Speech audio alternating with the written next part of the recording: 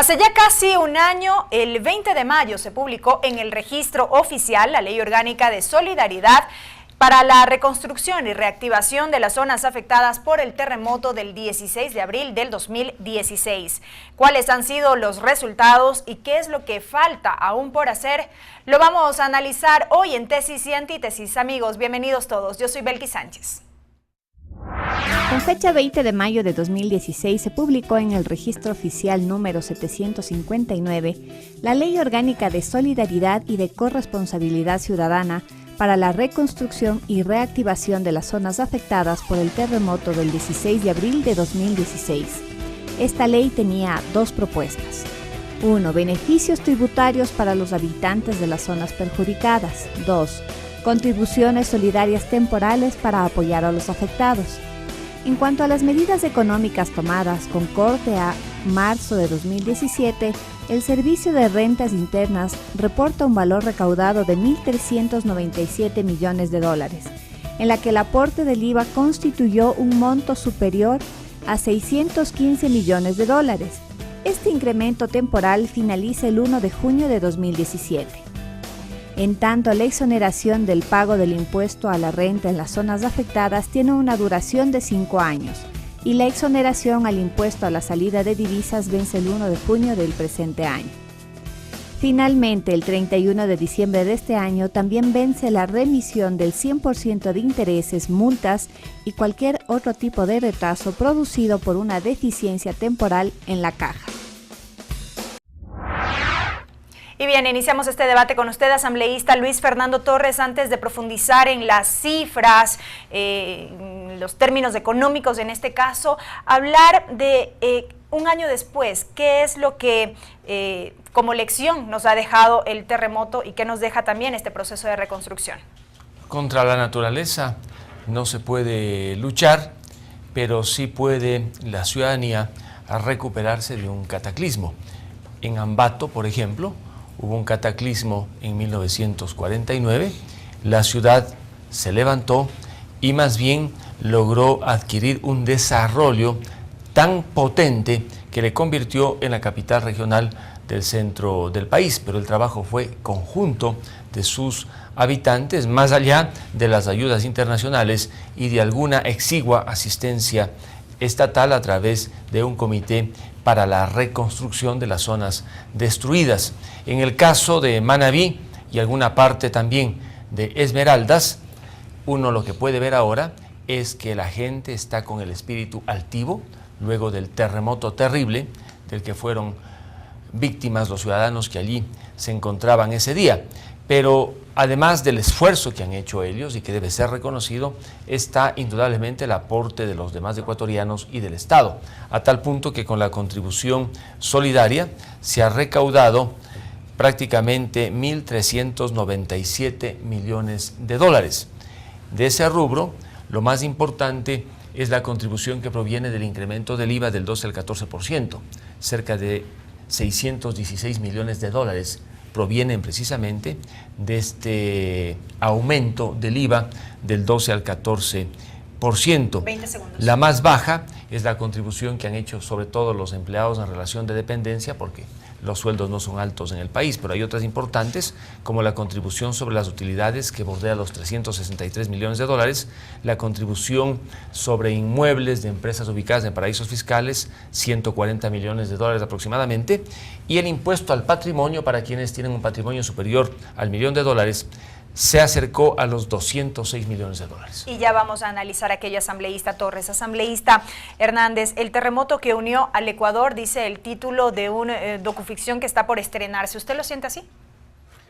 Bueno, creo que el país tuvo una actitud de unidad frente a la catástrofe. El país supo responder de manera adecuada frente a este desastre de la naturaleza que nos costó vidas humanas y también millones de dólares, miles de millones de dólares en pérdida.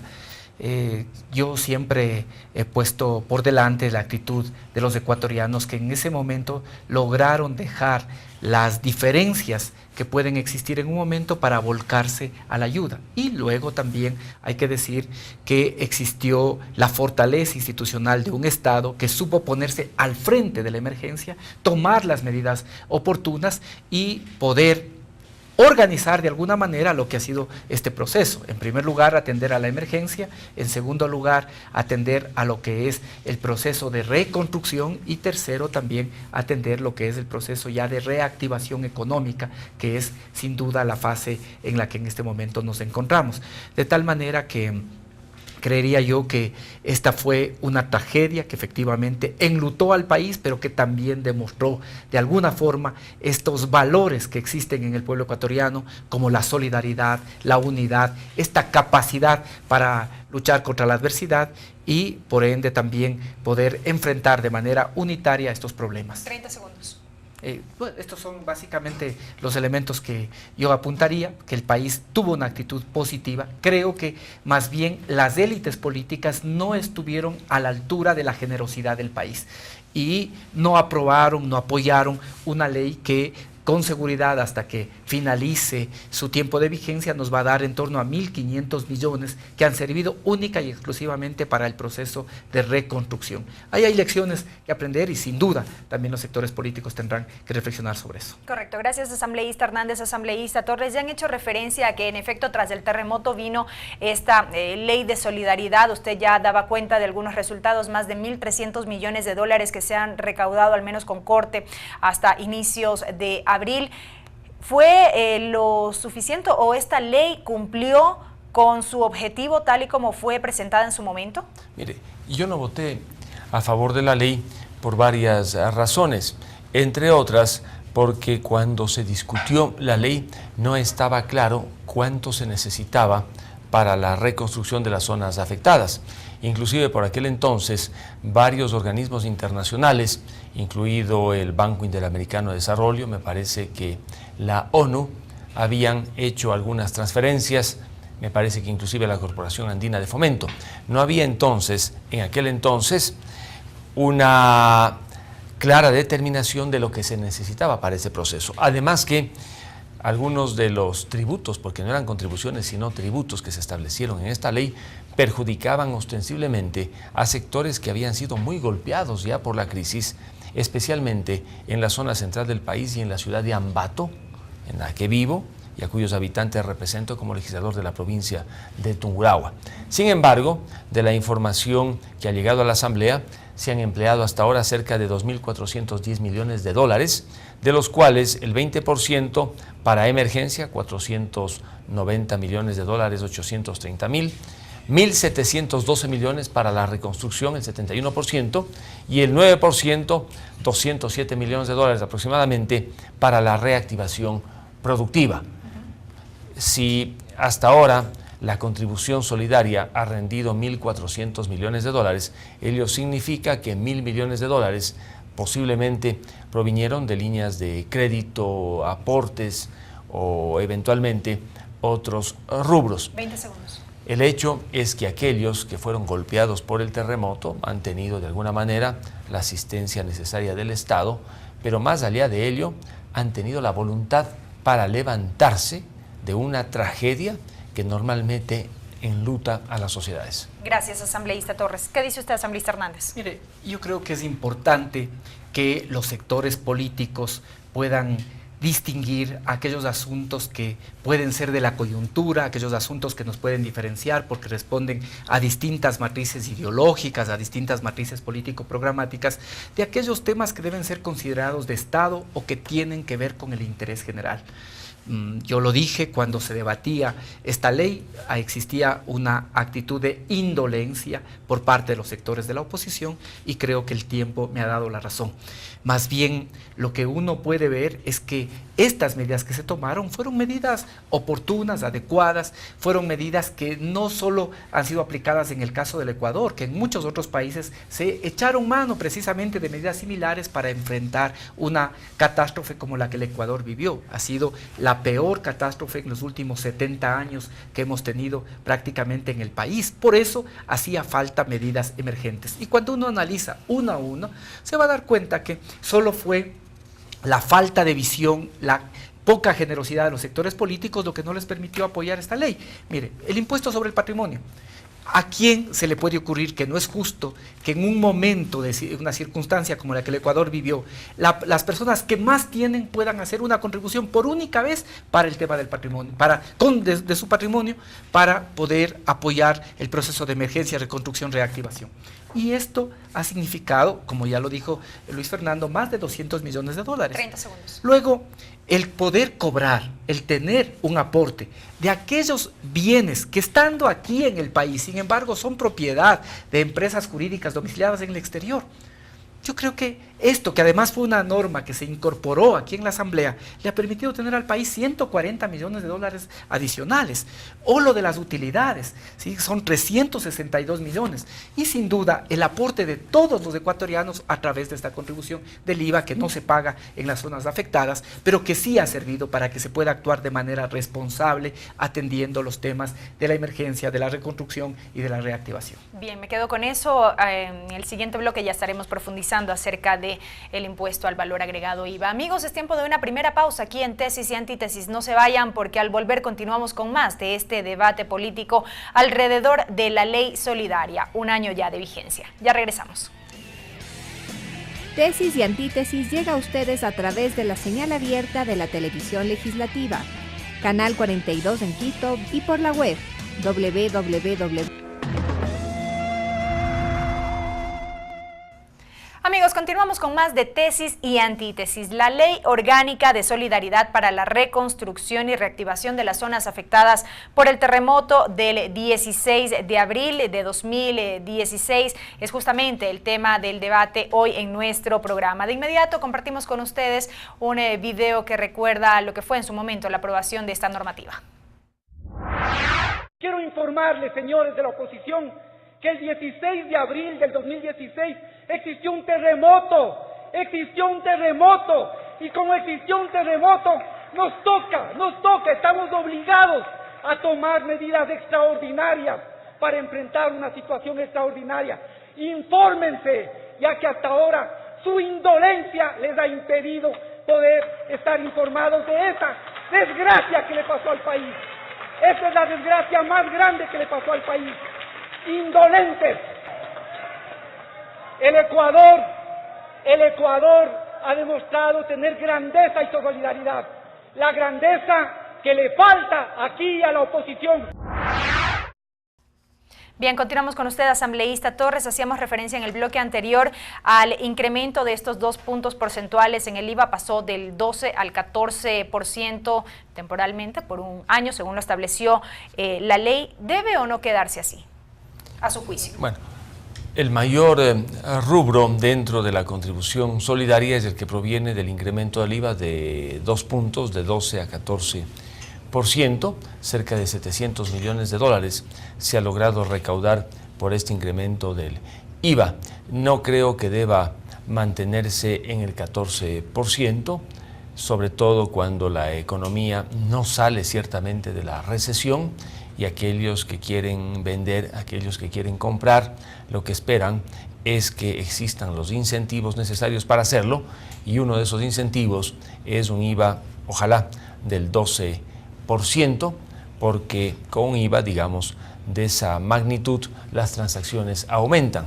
Claro que ello de alguna manera le debilita al fisco porque deja de percibir los 700 millones de dólares que percibió este año, pero debido a que fue una medida temporal, termina al año, y para que pueda mantenerse el IVA en el 14% no será suficiente un decreto ejecutivo, sino una ley. Y no veo en el horizonte el ánimo, al menos, del presidente electo de subir el IVA del 12 al 14%. Inclusive entiendo que ha hecho ya un anuncio de que el IVA baje efectivamente al 12%. En esas circunstancias no encuentro espacio político para que pueda el IVA estar en el 14%. No creo que le conviene a la economía ecuatoriana que el IVA esté en el 14%, porque a pesar de los anuncios oficiales en el sentido de que la economía está recuperándose y que crecería en 1.5%, el Fondo Monetario Internacional más bien ha dicho que decrecería en 1.5%, y en las calles se siente fundamentalmente una depresión económica y la angustia por no poder encontrar nuevamente la senda, la ruta del crecimiento económico. Gracias, asambleísta Torres. Asambleísta Hernández, ¿no debe mantenerse el IVA en el 14%? ¿No sería ese el sentir del presidente electo?, ha dicho el asambleísta Torres. Sin embargo, usted discrepa al respecto. No, a ver, yo respeto obviamente lo que el presidente electo de la República ha señalado, y él ha dicho que una de las primeras acciones de su gobierno va a ser que efectivamente el IVA deje de estar en el 14% y sea del 12%, ¿no? De tal manera que sobre eso no hay más que hablar. Yo simplemente lo que hice es emitir mi opinión, no es ni una propuesta ni una sugerencia, es una opinión. Mire, nosotros, y yo particularmente, siempre he estado opuesto a lo que son la elevación de impuestos indirectos, porque los impuestos indirectos se cobra a todos los ecuatorianos independientemente de cuánto gana cada uno de esos ecuatorianos. Por lo tanto, estoy opuesto a lo que son impuestos indirectos. Tal es así que en estos años, en estos 10 años, no se elevó el IVA, no se elevó nunca el IVA hasta que se enfrentó esta catástrofe. Nunca se elevó el IVA, a pesar de que este había sido el impuesto que siempre el propio Fondo Monetario Internacional, los partidos que seguían a pie juntillas las recomendaciones del Fondo Monetario Internacional echaban mano, y que en momentos incluso que no teníamos la coyuntura que vivimos en el país hace un año, recomendaban subir del 10 al 15% el impuesto al valor agregado. Yo siempre he sido contrario a este tipo de elevaciones, y también esa ha sido la filosofía del gobierno actual. Sin embargo, Solo cuando se enfrentó una catástrofe como la que tuvo el Ecuador que asumir, se admitió subir estos 2 puntos. Ahora, 30 segundos. Hay que decir que este sigue siendo el IVA más bajo de la región. Solo Panamá, que cobra el 7%, y Paraguay, que también tiene el 7%, tienen una tarifa menor a la que se cobra en el Ecuador. Le vuelvo a decir, este es un tema sobre el que el presidente ya se ha pronunciado, el presidente electo. Además, si se quisiera mantener la vigencia, no se lo puede hacer por decreto. Sí, se podría reducir el tiempo de aplicación, pero no ampliarlo, de tal manera que tendría que ser una nueva ley que solo vendría por iniciativa del Ejecutivo. Pero yo sí me he permitido plantear mi opinión de que, en vista de que eso va directamente para la reconstrucción, habría sido adecuado, este es mi criterio, simplemente mantener un año más, de tal manera que se pueda seguir apoyando con recursos directos para el proceso de emergencia, reconstrucción y reactivación de las zonas afectadas. Solo para efectos de Solo para efecto de esto, solo para efectos de cumplir con este proceso. Correcto. Ya así se ha venido aplicando. Todos esos recursos se han aplicado solo para la reconstrucción, y ahora también habría sido mi criterio de que habría sido conveniente mantener los 2 puntos para poder invertir en las zonas afectadas. Gracias, asambleísta Hernández. ¿Qué dice usted sobre esto, asambleísta Torres? Bueno, desde el punto de vista fiscal, según lo que dice Virgilio, parecería conveniente el que pueda tener esos 700 millones de dólares el gobierno, pero desde el punto de vista del ciudadano resulta inconveniente, porque tener que pagar el impuesto al valor agregado, un impuesto indirecto con 2 puntos más, ciertamente que afecta al bolsillo. Y si se quiere darle un nuevo dinamismo a la economía ecuatoriana, lo que se necesita es que determinados tributos bajen, entre ellos el impuesto al valor agregado del 14 al 12%. El desafío nacional es el de recuperar la economía, defender la dolarización, y ello pasa, entre otras cosas, porque los actores económicos tengan un mercado en el que puedan comprar, vender sin tantas trabas, y por un fisco, un aparato estatal que no se convierte en una pesada carga para el ciudadano, con déficits, con iliquidez. Entonces, allí tenemos las 2 caras de la misma moneda. El fisco necesita recursos y le conviene mantener el ingreso de estos 700 millones de dólares aproximadamente por incremento del valor agregado. Pero el ciudadano necesita, en cambio, tener los incentivos para generar la actividad económica necesaria que permita mover la economía en el país. Yo me alineo en este caso con los ciudadanos, porque estoy convencido que el aparato estatal y el fisco sí tienen otras alternativas distintas de mantener el IVA en el 14% para poner en funcionamiento la maquinaria estatal. Entonces, pero el asambleísta Hernández, o al menos el punto de vista que ha expresado aquí, más bien va en el sentido de mantener este proceso de reactivación de las zonas afectadas. Sí, zonas afectadas, existen los recursos, habría más bien que gestionar ayudas internacionales con 0 tasas de interés en algunos casos, e inclusive que no sean créditos reembolsables. Otros pueden ser reembolsables a bajas tasas de interés y a plazos largos, en lugar de golpear el bolsillo del ciudadano. Gracias, asambleísta Torres. Asambleísta Hernández, gestionar ayudas internacionales o revisar de pronto el anticipo del impuesto a la renta como proponen los empresarios, quienes solo con esa condición podrían estar de acuerdo con que se mantenga el IVA al 14%? A ver, primero me sorprende cuando tú señalas que esto va en beneficio de los ciudadanos, porque parecería que los habitantes de Manabí, de Esmeraldas y de las otras zonas que fueron afectadas por el terremoto no son ciudadanos ecuatorianos, y el conjunto del país está buscando cómo centrar sus esfuerzos para que se genere precisamente esta reconstrucción y esta reactivación, de tal manera que cuando se mantienen estas medidas o cuando se tomaron estas medidas es también en beneficio de ciudadanos de provincias que fueron golpeadas por una catástrofe natural. Segundo, mire, ¿qué es lo que pasa?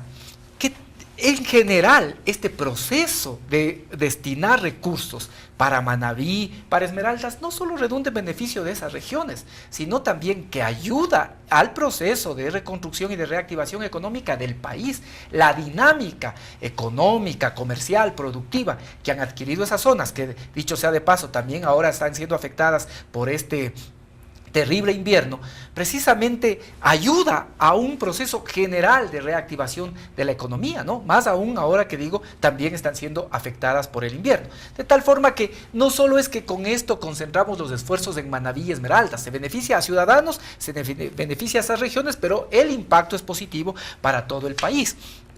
Hay que ver, Luis Fernando, y esta tiene que ser un tema de control, si ahora que se va a reducir, el beneficio va a ser para el resto de ciudadadanos. 30 segundos. Yo mucho me temo que una vez elevados el precio de los bienes y los servicios, esos no van a volver al precio anterior. Y entonces va a seguirse cobrando de manera indirecta ese 2%, pero ya no va a ir en beneficio de los ciudadanos, sino básicamente para quienes producen esos bienes y servicios que podrán tener una especie de ganancia extra. Yo dudo, habrá que establecer eso sí los controles para que el precio de los bienes y los servicios vuelva al 12%. Obviamente que se tendrá que seguir destinando recursos del presupuesto general del Estado, el proceso de la reconstrucción no puede pararse, y también ayudas internacionales, como usted bien señalaba. Mire, el tema del anticipo yo creo que merece un debate mayor, porque hay cosas que se dicen por lo menos a medias, los empresarios dicen verdades a medias. Correcto. Por ejemplo, solo con esto concluyo esta idea. Correcto. Por ejemplo, antes, ¿qué es lo que pasaba con muchos empresarios? No generalizo, pero con muchos. Aumentaban su patrimonio, aumentaban sus activos y sin embargo declaraban pérdidas. Canales de televisión hacían eso. Aumentaban el patrimonio, los activos y declaraban pérdidas, con lo cual no pagaban impuesto a la renta. Por eso se estableció la fórmula del anticipo al impuesto a la renta. De tal manera que es un tema en el que hay que debatir y se requiere también una actitud ciudadana diferente de corresponsabilidad con el país, en este caso del sector empresarial. Gracias, asambleísta Hernández. Asambleísta Torres, un minuto adicional nada más como contrarréplica respecto de este último punto. ¿Cuánto falta para terminar la reconstrucción de Manabí? Se han empleado más de 2.400 millones de dólares. Inicialmente se dijo que no se iba a gastar más de unos 2.500 millones de dólares. Si se necesitan 3.500 millones de dólares, 5.000, 10.000, deberían decírnoslo. Y en ninguno de los informes que han llegado a la Asamblea efectivamente se precisa la cantidad que falta. Entonces, allí yo no veo ninguna justificación para que se mantenga el IVA en 14% en lugar de 12% si no se sabe cuánto falta. O si no falta simplemente inyección de recursos para los asuntos que estaban comprometidos en la reconstrucción. ¿De tener claramente definida esa cifra, asambleísta, ahí sí justificaría? No, tampoco. Correcto. Porque existen otras vías. ¿por qué no un crédito a largo plazo con bajas tasas de interés o un crédito no reembolsable? Hay que hacer gestión internacional en lugar de subir los impuestos a los ciudadanos. Correcto. Gracias, asambleísta Torres, asambleísta Hernández. Amigos, tiempo de una nueva pausa aquí en Tesis y Antítesis. No se vayan, al volver continuamos con más de este debate a propósito de la ley solidaria. Ya regresamos. Pueden ver, escuchar y escribir a Tesis y Antítesis a través de YouTube, Facebook y por nuestra cuenta Twitter @Tesis y Antítesis.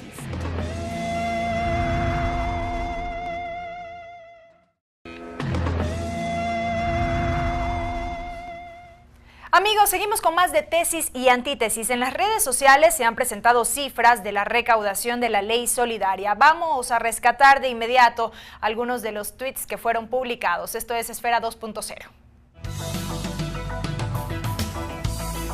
El Servicio de Rentas Internas, a través de su cuenta en la red social Twitter, publicó 254 personas naturales de 81 grupos económicos pagaron valores inferiores por contribución sobre el patrimonio a propósito de la ley solidaria. Asambleísta Luis Fernando Torres. Sí, el impuesto al patrimonio permitió que se recauden aproximadamente más de 200 millones de dólares, exactamente 205.984.885. El problema con aquellos que tenían o tienen un patrimonio superior al $1.000.000 se presentó en las personas de la tercera edad.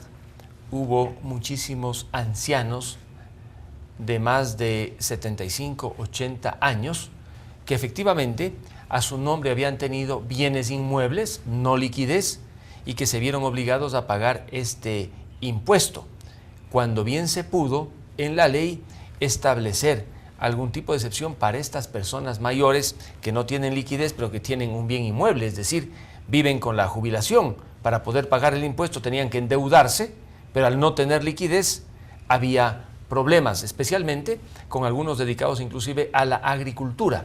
Entonces, el impuesto allí tuvo, diría yo, una deficiencia y se cometieron algunas injusticias con los ancianos que no tienen liquidez, pero que están con un activo que podría representar un monto superior al $1.000.000 para la evaluación final del patrimonio.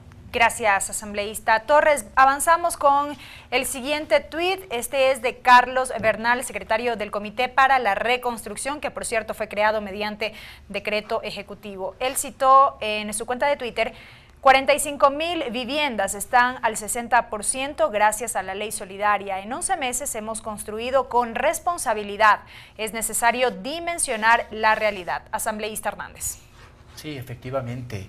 Es necesario dimensionar la realidad y cómo responder de manera efectiva y eficaz a la catástrofe que vivió el pueblo de Manabí y también de Esmeraldas. Se han invertido más de 500 millones en vivienda. Esto es fundamental.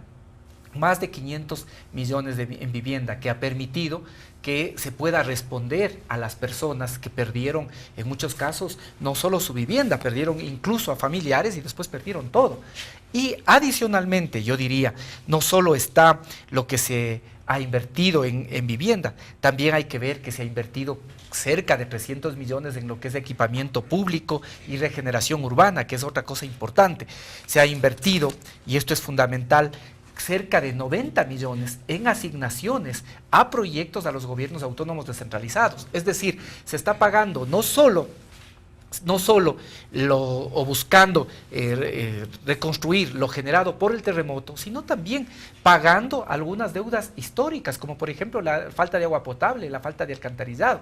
Si uno suma lo que se ha entregado a gobiernos autónomos centralizados más lo de vivienda, estamos hablando de 600 millones, ¿sí? Aproximadamente 600 millones que se han invertido únicamente en esos dos rubros. De tal manera que, creo yo, se ha respondido de manera adecuada, de manera organizada, con fortaleza institucional por parte del Estado para este proceso de reconstrucción de Manabí. Y obviamente es un proceso que apenas está iniciando. Luis Fernando decía que no se sabe cuánto. No olvidemos que las propias, con apoyo de las propias Naciones Unidas y organismos internacionales, se valoró que el monto de la catástrofe inicialmente podría estar en torno a los 3.500 millones. De tal manera que siempre va a hacer falta recursos para seguir en esta tarea de la reconstrucción de Manabí, de Esmeraldas, de las zonas afectadas y también la reactivación económica de estas regiones. Gracias, asambleísta Hernández, asambleísta Torres. Estamos prácticamente llegando a la parte final de este programa. Tenemos los 3 últimos minutos para las conclusiones a propósito del tema que abordamos esta semana. Asambleísta Torres. Además de los recursos empleados en la reconstrucción, en la emergencia, también hubo recursos que se inyectaron o que fueron parte de incentivos para la reactivación productiva. En la ley que publicó el registro oficial luego de la aprobación por parte de la Asamblea, se establecieron, por ejemplo, algunos incentivos para los empleadores que tenían deudas pendientes con el Instituto Ecuatoriano de Seguridad Social. Inclusive se estableció que los procesos coactivos quedarían en suspenso si estos empleadores se encontraban en las provincias de Manabí y en la parte alta de la provincia de Esmeraldas. Igualmente, se establecieron algunos incentivos en materia de impuesto a la renta. Por ejemplo, se permitió la ampliación para las declaraciones del impuesto a la renta, inclusive en ciertos casos para los que tenían negocios y habían sido afectados por el terremoto, que no pagaran el impuesto a la renta el año 2016 con cargo al ejercicio del 2015. Igualmente, a aquellos que tienen el RICE, se les dio algunas facilidades para que efectivamente no se vieran obligados a presentar sus declaraciones al Servicio de Rentas Internas. Se llegó inclusive más allá. A los municipios se les dio la posibilidad de que pudieran, mediante ordenanza igualmente, aprobar remisión de intereses en el evento de que hubieran deudas con los municipios originadas en actividades productivas de los habitantes de las provincias, particularmente de Manabí y, como decía, también de una zona de la provincia de Esmeraldas. Con estos incentivos se ha podido lograr de alguna manera la reactivación productiva. Ya se ve en las zonas manabitas afectadas el ánimo de vuelta, la actividad económica comenzando a generar beneficios. Canoas, por ejemplo, que fue altamente golpeada por el terremoto, ya está con sus hosterías, al menos las más importantes, reconstruidas, turistas que están visitando este hermoso espacio de la provincia de Manabí, Pedernales igualmente, pero claro, quedan muchas personas en el abandono que todavía no tienen un techo seguro para vivir. Justamente con este balance entonces, asambleísta Torres, y un poco para ir cerrando, ¿qué es lo que todavía falta por hacer? Bueno, nunca habrá una tarea concluida, siempre habrá necesidades porque al final los más pobres resultan afectados. El que tenía su casa y solo su casa se quedó sin la casa y tienen que trasladarle a otro lugar, perdió inclusive sus raíces. Pero entiendo que el proceso está avanzado. Ahora lo que se necesita es el dinamismo productivo en estas zonas y para ello que los turistas vayan para fomentar el turismo, que los que están dedicados a otro tipo de actividades productivas puedan vender y colocar no solamente en el Ecuador sino en el mundo, porque la provincia de Manabí también es exportadora de pescado y procesados de pescado. Entonces yo veo un futuro prominente allá en esa zona. No creo que haga falta inyección de recursos, de más impuestos, bastaría una buena administración y ojalá alguna ayuda internacional para lo que falta. Gracias, asambleísta Torres. Asambleísta Hernández, sus 3 minutos finales. Mire, yo creo que ya este tema del incremento o no del IVA es un tema que no se debe discutir porque es un tema saldado, el presidente electo así lo ha señalado y se requeriría una nueva norma para que pueda estar en vigencia, lo cual efectivamente no existe el ánimo de hacerlo. Creo yo que el balance que ha hecho finalmente Luis Fernando Torres nos demuestra que actuamos de manera adecuada, que se hizo lo que se tenía que hacer, tomar medidas para permitir que más allá de los recursos que han provenido de cooperación y de organismos internacionales, que han sido importantes, más los que han salido también del presupuesto, cerca de 900 millones adicionales, han sido importantes, pero que hicimos lo adecuado, que esta ley fue adecuada, fue oportuna, además permitió que el Estado tome las decisiones en su momento y que eso pueda servir para atender la emergencia y al mismo tiempo empezar los procesos de reconstrucción y reactivación. Efectivamente, por un lado, hay estas contribuciones, ya hemos hecho un resumen de qué consisten estas contribuciones, pero eso sirvió también para generar incentivos, y esos incentivos son los que están permitiendo de alguna manera también la reactivación económica de estas regiones, al mismo tiempo que importantes inversiones públicas que se vienen realizando, y otras también que con seguridad, con los incentivos que se han dado, generan interés por parte del sector privado.